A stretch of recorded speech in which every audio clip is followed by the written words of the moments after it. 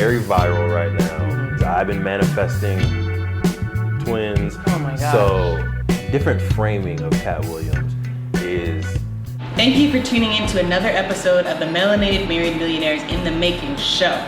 King, where can I go to stay connected with us? Y'all can stay tapped into the show at them4show.com. That's them4show.com. And you can follow us on Instagram at them4show.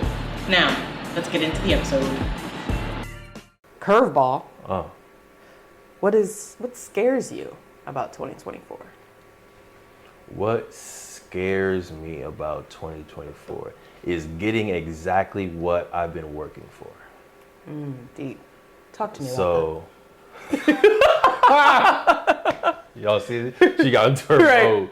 So I've been working towards, and we've been working towards freeing the king, right? Me being a full-time entrepreneur. We talk a lot about wealth, entrepreneurship between M4, Play Black Wall Street.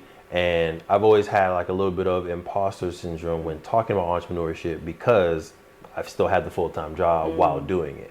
So that's always been the goal. Like, all right, let's do full-time business. But at the same time, like when we were making that decision to do that leap, it was very stressful to think about relying full-time, 100% on us as entrepreneurs to pay all our bills. It's pretty, not that it's easy to have a job and pay your bills with it, but it's consistent. Right. It's stable. It's clockwork. You know, as long as you send a couple emails, you're on your Zoom, you're doing your job that's outlined to the T, that check's coming in, right? Twice a month, same time, same place. But with business and with Play Black Wall Street, what we've seen is there's a wave. Yes. To where even when we're doing everything right, even when we're hustling, even when our proposals are good, even when we've hired a full team, even when we're providing a dope product, it can still take a lot of time for those POs to come through, for the checks to come through, for people to say yes, for us to get the insurances that we need. Like there's still other variables. So it was giving me a little bit of anxiety and unsettledness to think that we would be fully dependent on our own business. But I think that's the position that we're at. Like where we're in that time to where it's like, you need to start making the decision. We've been asking to be full-time. We've been asking to grow our LIT program. We've been asking to have team members on our team that are creative and want to help build this business. And I think slowly but surely we're getting literally everything that we're asking for in business. Family, personally wise, we've been asking for kids. I've been manifesting twins. Oh my gosh. So what are we being honest right here? Like this is the things that I think I've been manifesting and hoping for in life, and it's scary to get exactly what you've been hoping for. It would be scary. We have to say this every time. This is not an announcement. Oh no, not at all. Okay. God, not at all. It would be very scary to get that, especially because only one of us is manifesting that. So I think that's kind of what I'm a little scared for, and I don't know if "scare" is the right word, but I feel like that's the word that I usually associate with this feeling. But it's also the same feeling that you get when you're about to get on a roller coaster, right? You're sitting in that line. You wanted this, right? You went to Disneyland. You waited for this. You bought the ticket to be in this line, but you still have like those butterflies, that scary feeling, that exciting feeling. And then afterwards, it's like, that was fun. Yeah. That was great. And I think that's what 2024, 2025, 2026 is going to be. Like, we bought our tickets. We've been putting in the work. We've been standing in this long line of prosperity and entrepreneurship. And at this point, we just have to ride the ride. Yeah. Buckle in, hope that we're tall enough, and just enjoy it. Yeah. And I think, a couple of things to keep in mind is, one, we are both educated. So it's like, I always like to think absolute worst case scenario. That's the way my brain goes. I don't necessarily recommend it, but that's just where my brain goes. Absolute worst case scenario when something happens, like if we needed to go get jobs, we're both qualified to do so. Right. But that's not going to happen because our business is going to bloom. And yes, only go in this upward direction. Another thing to keep in mind is I feel like a lot of times when we like start abstaining from things is when we start to see the results, right? Even like not directly tied to what we're abstaining from, right? So in this Daniel fast, we've seen a lot of good things happen, right? A lot of good opportunities and things that we've been waiting for that have happened during this time frame. So I think sometimes it's like when we let go of those things that feel good, that may feel comfortable, we can welcome in those things that we've been wanting. So, you know, maybe that's a little bit. So I have a. Okay. Sorry, because you were going to a place that I thought you were going to say. And then I went somewhere else. No, you went there. It's just it didn't sound as eloquent as I wanted it to sound. So I just wanted to support. You know, we both have roles in the relationship. Well, make it sound nice. Yeah. So I think when you let go of things that give you temporary joy, you make room for things that can give you permanent joy. That's the vibe that I was getting from what you were saying, right? Yes. When it's the food where you eat the Chick-fil-A sandwich and you dip it in Chick-fil-A sauce and you get that momentary, this is so good. But you keep doing that for 10, 20, 30 years, that's high cholesterol. Now you're overweight and you get all these other things, right? Whereas if you make room for the kale salad, now you have the energy for the public speaking. Now you have the energy for the dancing. Now you have the energy to play with your kids. You have the flexibility to get on the ground with them, wrestle with your kids. And now that gives you the room for that more permanent joy all throughout life. So if you if you take away the things that you're using for temporary joy, you make room for things that can give you permanent joy. Yes. It's exactly what said. Teamwork, y'all. Y'all better find you a partner.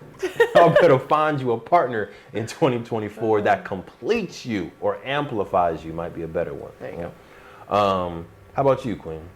Thinking about 2024, other than the possibility of having twins, what I mean, that scares really you? is. That's it? Not the twins specifically, but, you know, this is the year that we're trying to grow our family, and that, although has been something that we've talked about and manifested for years, it's scary to think that that time is here. Right. And like we've had the conversation too, but it's like it's been us two for over a decade. And so it's just like scary to think about. Right. Over a decade. We old in here. Literally. So yeah, we've just spent so much life together. I'm just like, wow, we're gonna welcome in this whole new life, like that's gonna take up so much time and energy. I'm just like, wow, it's gonna be like, it's never just gonna be us two again. Right. That's like exciting but scary at the same time. And at one point, you may or may not be outnumbered in our own house. Yeah, likely gonna happen. And we're gonna You will never win. Listen, kids, you will never defeat us. Never. Until we get old, and then you're taking care of us. Another curveball for you. How do you feel about Cat Williams in 2023 or 2024? Random. It's very random, but if you've been anywhere, literally on Instagram, TikTok, YouTube, radio shows, everybody's talking about Cat Williams because my man started 2024 swinging, and he's very viral right now. So yeah, what are you thinking? How you feeling about Cat Williams in 2024? I'm not gonna lie to you. At first, I was questioning a lot of what he was saying,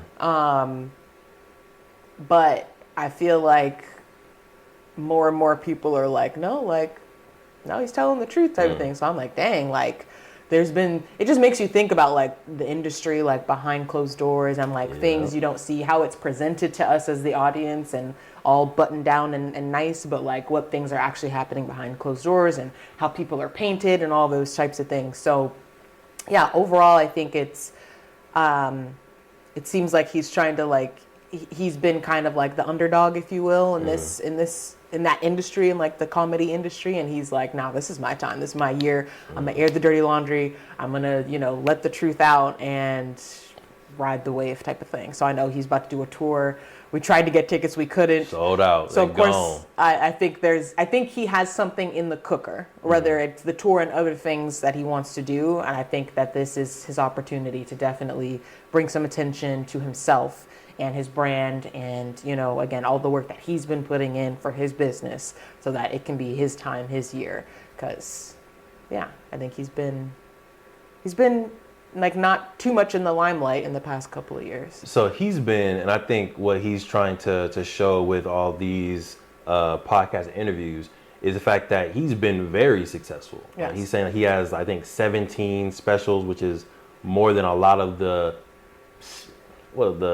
pillar comedians have. Like Dave Chappelle, dope, doesn't have 17. Kevin Hart, we think, dope, doesn't have 17. Steve Harvey, Bernie Mac, R.I.P., like all these other comedians that are out there that are great, top tier, they still don't have as many lives and specials as this person has. So I think he's considered the underdog, but from his standpoint, he's like, I'm the one. Right. I'm literally the best out here. I have the most specials. I'm doing 100 cities tours. Like, I'm him, and people aren't treating me as him, which I think is interesting. But two things that I have. One, I need our man Kevin Hart to say something. Like, I don't think he's... Say something. We're huge Kevin Hart fans. Yeah. We've been to three More than lives, 4 lives. Probably five. We saw him like recently in Orange County, Santa Barbara, Sacramento. And I think there's at least one or two And maybe more. one. We probably did 2 in Sacramento. Yeah. So I think we've seen him 4 times over the past 10 years. We think he's hilarious. Probably our top 3 comedians. I'm thinking for me, Dave Chappelle, Kevin Hart, and Eddie Murphy or Richard Pryor. Depends on how far back I want to be. Y'all let us know what are your top 3 comedians. For you, who are your top 3? Dave Chappelle, Kevin Hart. That third one fluctuates. Yeah. I don't know. Cat Williams is up there. Is up there. Yeah. So is D.L. Hughley. DL's funny. Look, find you someone who has a good sense of humor and you can laugh with. Yes. Come on. Yes. But in general, I feel like I want to hear something from Kevin Hart because he was saying a lot of stuff about his character and about his career. And me being a Kevin Hart fan, I'm thinking, that's not true, Cat. Stop it. But I'm not hearing anything from Kevin, so I'm like, what's going on? So yeah, I think that would be nice to hear. But second thing that I'm seeing from the interviews is I feel like Hollywood doesn't turn off. No. Right? Like the movies, people play characters, and then obviously on like the red carpet when we see them, TMZ, they're playing a character. But I feel like it's always a story, and they're always framing it the way that they want to frame it. I feel like Cat Williams is coming in showing like, hey, lights, cameras, actions are all over the place, and don't always believe what you're seeing because it's all Hollywood. It's all a movie. It's all a stand-up. It's all a joke. Which I feel like is interesting. But what I do like about this different framing of Cat Williams is completely different than stand-up Cat Williams. Right. Stand-up Cat Williams is very energetic. He's all over the place. His voice is all high-pitched and all that stuff. But then when you listen to the podcast, he's very serious. Right. His voice is a little bit calmer, deeper, very intellectual, right? And I think I like that strong, intellectual black man that he's portraying in the podcast, and still funny. He's still cutting jokes.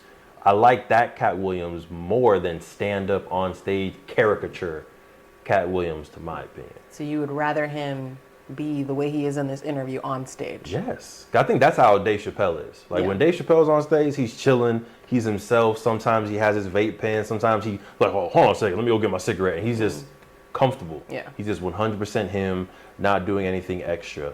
And I feel like when Cat Williams is on stage, like he's doing a lot of extra stuff to where it makes the stories believable, because I thought Cat Williams was that high energy caricature that he portrays on stage. So, and then when you see, oh, this person's getting arrested, oh, he's doing drugs, he's doing all this, it's like, oh, well, that kind of makes sense. Believable. It makes it believable because of who you portray in movies and who you portray when you're on stage. But then when you sit there calm in your right body and mind, and you're talking about all these different books you're reading, you're talking about philosophers, you're talking about the enslavement of black people, like you're talking about real serious stuff with a serious tone and still able to be funny, why not be that on stage? Maybe that's what he'll. Maybe this is kind of the introduction to his new, performance performance Cat Williams that hopefully aligns with this person. That would be nice to see. Because of course, now that this video's gone viral, it would be kind of weird to see him, come on stage and kind of do his old caricature type thing.